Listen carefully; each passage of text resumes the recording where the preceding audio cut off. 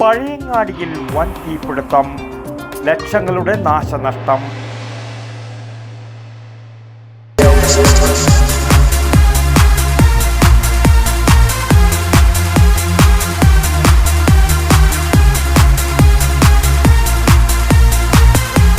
IC Moon ice cream, A Janata charitable society product.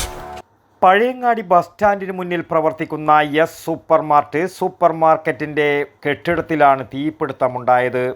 10:30 മണിയോടെ super മാർക്കറ്റിനോട് ചേർന്നുള്ള പച്ചക്കറിക്കടയുടെ ഭാഗത്തു നിന്നുമാണ് തീ ആദ്യം പടർന്നു കയറിയത്. അരമണിക്കൂറിനകം സൂപ്പർ മാർക്കറ്റിനുള്ളിലേക്കും തീ വ്യാപിക്കുകയായിരുന്നു. നാട്ടുകാരാണ് തീ പടരുന്നത് ആദ്യം കണ്ടത്. ഉടൻ പഴയങ്ങാടി പോലീസും സ്ഥലത്തെത്തി.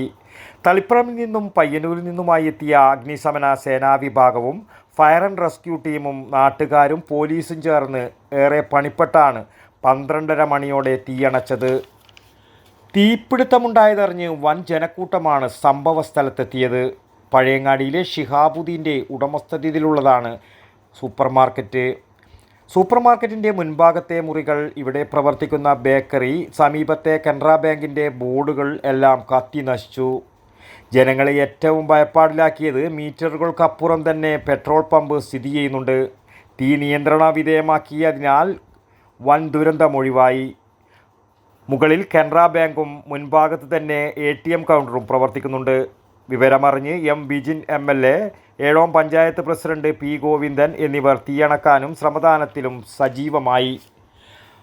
പോലീസിൻ്റെയും നാട്ടുകാരുടെയും ഇടപെടലാണ് വലിയ ദുരന്തമൊഴിവാകാൻ കാരണമായി തീർന്നത്.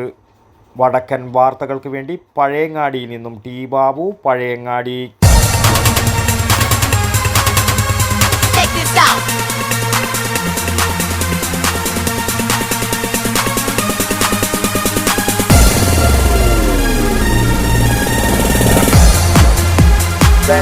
Stereo Resistance.